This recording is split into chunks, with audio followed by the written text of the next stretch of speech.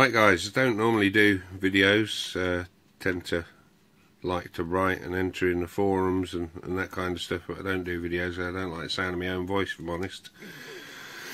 But I don't see many of these tips and tricks videos about, so I've got a tip that I'd like to share with a few people.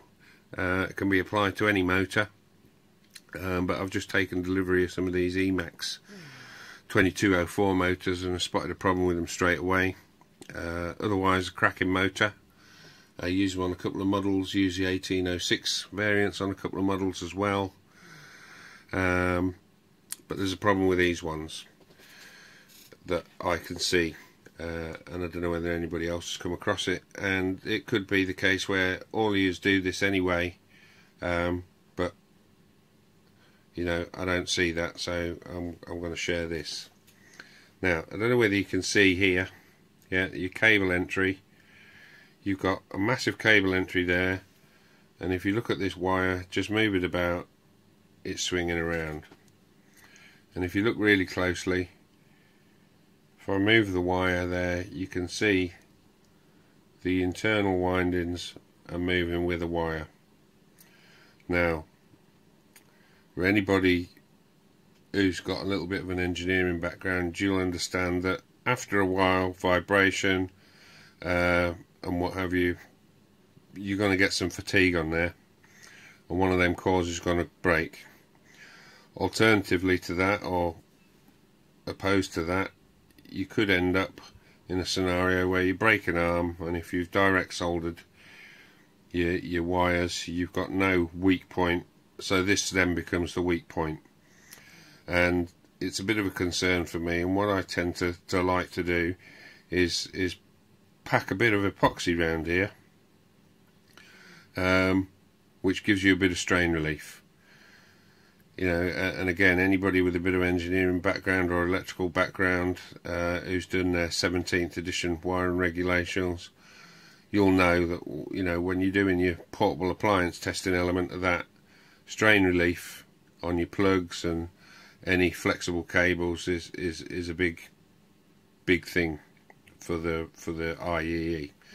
So I thought, well, why shouldn't it be any different for the hobby environment? Now, I say I normally pack in a little bit of epoxy around this area here, but you'll notice from this motor, because it's a very small form factor in from a height point of view, you've got a very narrow area here, and immediately adjacent to that area, because of the bell housing, you've got your magnets. So there is the danger that if you pack in a bit of epoxy around here, it's going to leak through, hit your magnets and lock your motor up. Alternative to that is, if it leaks in between your magnets and you manage to free your motor up, your motor's going to be off balance. So I had to think of a different way of doing this. So what I've got is a one that I've prepared earlier, so to speak. So I've already sort of like straightened the wires up, got them where I want them, made sure, tested continuity with a multimeter. But as you can see, I've popped off the circlip and I've popped off the little brass washer. Obviously don't lose those, because you'll be in shit street if you do. And then what you want to do is you just want to pop off carefully your bell housing. So there's your bell housing with your magnets in. You can already see that in a couple of areas you've got these couple of extra little blue bits, which is the manufacturer's attempt at balancing. So these motors are pretty much pre-balanced when you get them, so that's another good thing for such a cheap motor. So lay that to one side, obviously being extra careful that you don't put that where there's any metal filings, or you could inadvertently pick up a small washer or something like that. Just put it to one side. So for the purposes of this, I'm going to shove it in the corner of my little studio box that I've made here, so it's out of the way. So now you've got your beautiful, I think these are really cracking. I wouldn't mind these as a set of cufflinks, if I'm honest. But you've got your beautiful little windings on your stator. You've got your bearing in the middle, and then obviously you can see now down in here, yeah, you've got your heat shrink coming through. Now the good thing about the 2204 variant is that they transition from the winding wires to a nice bit of silicon cable here, so that you can cut these back, cut the wires back if you like, and you ain't got a problem with tinning them. Just another quick tip on the 1806 variant of this, your core wire is extended right the way to the top, or right the way to the end. So if you cut them back, you're going to have a job resoldering that, if I'm honest. I've learnt that the hard way through experience, and I've seen it mentioned quite a bit on Tinternet. So what I'd like to do with this, or show you today, is basically what I do. So I have the unit upside down like this, yeah, and then what I'm going to do, I'm going to have to do it fairly quickly, because this stuff goes off like there's no tomorrow. Now I'm using, for those of you in the UK, I'm using Pound Shop epoxy. Now I don't care what people say about this stuff, it's no different to the stuff you buy in B&Q or anywhere else, yeah, other than when it dries a bit white, and it's got, you know, some very, very small microscopic bubbles in there. But other than that, it's cracking kit, sets as solid as a rock. You can machine it, you can drill it, you can tap it. Pound Shop epoxy, man, Pound Shop. So that's what I'm going to be using here for the purpose of this video. So if you bear with me a couple of seconds while I just mix up a little bit of epoxy, we'll get on with the tip. Okay. Right, so for anybody who's used epoxy before, you obviously have to open it up. You put 2 blobs of equal size.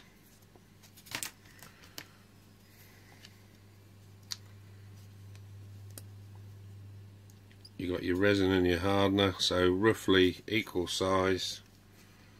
Yeah, put those to one side. Cocktail stick, what I use. Yeah.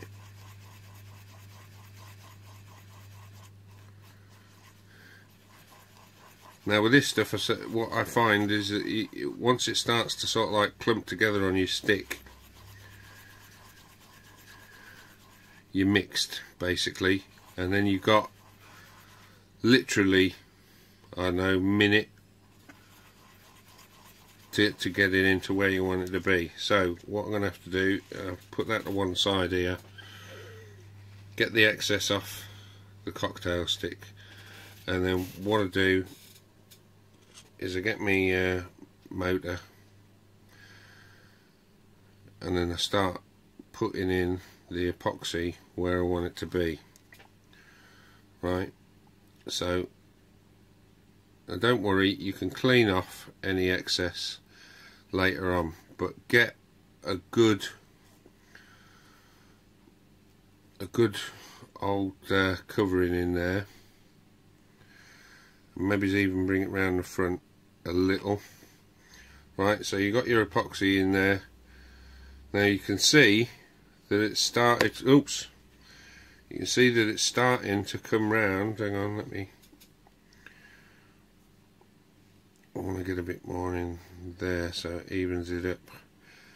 Now there are 2 ways you can do this. You can obviously get your stick in and ever so carefully put a bit of epoxy over the top there, but you can see that it's dripping out on the bottom. So what I'll do in here, clear that epoxy off, make sure you don't get it in the bearing. What I've chosen to do here, because obviously that's running into my stator and all sorts, is get a bit of tape backing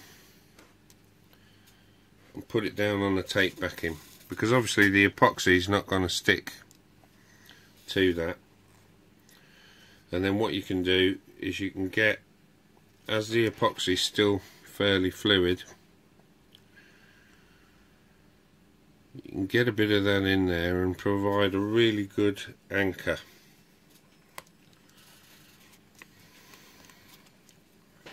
Yeah, it's a bit of a messy job and tricky, but I tell you what, to save your motor, it's worth it, in my opinion anyway. So get it down in there.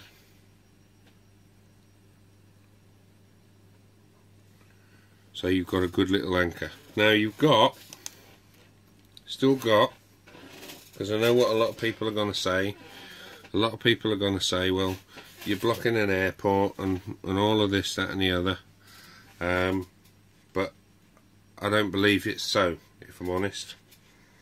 So just move that to one side, get it out of the way. Now what you're going to see here, yeah, is you can see now that I've got the epoxy in there. It's come up above this edge, so you've got to get it down below that edge, clear it away from the stator. Yeah, you know, you can see, already see that the epoxy's going off there. So I'm going to pause the video and wait while the epoxy sets off. Okay, so it's been 4 or 5 minutes since I paused the video while this epoxy goes off. You can probably see in there that the epoxy started to go white. One of the reasons why I use this piece of double-sided tape stuck to the back of a business card is because this has got like a waxy surface to it, and the epoxy won't stick to that. So with the motor flat on the top of that, you can see I haven't even touched that. The epoxy's gone off, and I can just slide that off. So now when we turn this over, you can see that we've got this nice, beautiful white epoxy anchor. And as you can see, yeah, don't know whether you can see that I'm actually bending this pointer, trying to push that, so that's as solid as a rock in there now, and solid as a rock in that direction. As you can see, you've got a nice, you know, bit of strain relief all the way around.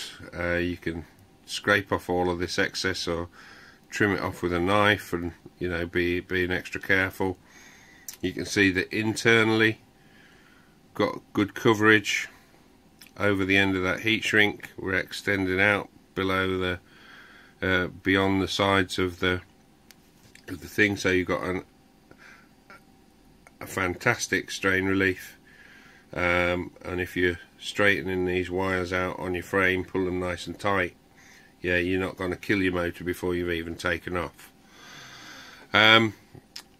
One thing you will notice, however, is that, you know, in here, I don't know whether the camera's focusing or not. Right, anyway, down in here you can see that the wires are now no longer under tension where they were before. Like I said, I positioned the cable, pushed it in a little bit to where I wanted it so that there was no restraint on these. What you could do now is get some, you know, medium to thick CA and just drop it in on the bottom of those two coils there. Likewise on the other side, just a drop in there and leave that to dry, and that will prevent them from moving about or anything. You know, if a stone flies in there and hits one of them, then you're in shit street basically. So you could drop a bit of CA down in on those coils. So as you can see, these holes are quite large, even down on a frame. You know, a stone could fly in there or whatever. Unlikely, but it could happen. So basically now all you need to do is you do any cleaning up that you want to do, if you want to do it. You know, some people might not be bothered. And then just make sure that you've got nothing on your stator. You know, have a look along the line of the base of the motor. Make sure that you've got no epoxy over the top. If there is, you can just scrape it off. As you can see I'm doing here, just scrapes off. And and then top and bottom of it is basically you assemble your motor, and you should have, I don't know whether you can see yet, I've got a nice free rotating. You just turn your motor, make sure you got no rubbing, yeah, make sure that you've got a good gap down the side, you know, similar to the remainder of the gap. Pop your circlip back on, and your brass washer and your circlip back on, you're good to go. If your motor feels a little bit stiff, just make sure you haven't got two of the ends of your cable touching, because that obviously stiffens your motor right up. As soon as you release that, you can see that it's free rotating. Yeah, so that concludes the tip for today. Like I say, Emax motors, cracking bits of kit in my opinion. Everything Emax at the moment's cracking, with the exception of their 4-in-1. Some cracking frames. Got a couple of cracking frames out. The 250, the 300 Nighthawk. That's a beautiful frame. That's going to be my next project. Just put some 1806 variants on a little Taro 250 multicopter.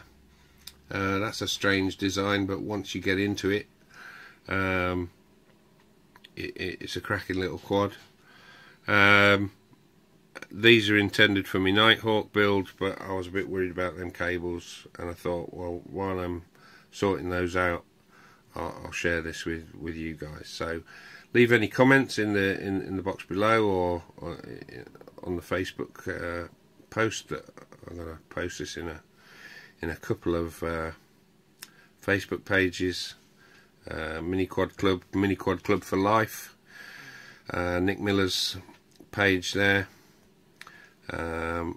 Might even drop it on Malk's Tricopters page as well. But that concludes the tip for today. Thanks very much for watching, guys. Like I say, leave any comments, and hopefully, you know, if I come up with anything else that, you know, I think that could be shared, that isn't widely shared, then I'll stick another video. Thanks for watching. Bye. Okay, just wanted to do a quickie on the end of the video. Right, I've as I said earlier on, you can colour this in with a Sharpie or something. That's all I've used. Sharpie. Colour that in with a Sharpie, and to be honest with you, once that's on your quad, you wouldn't even know, basically.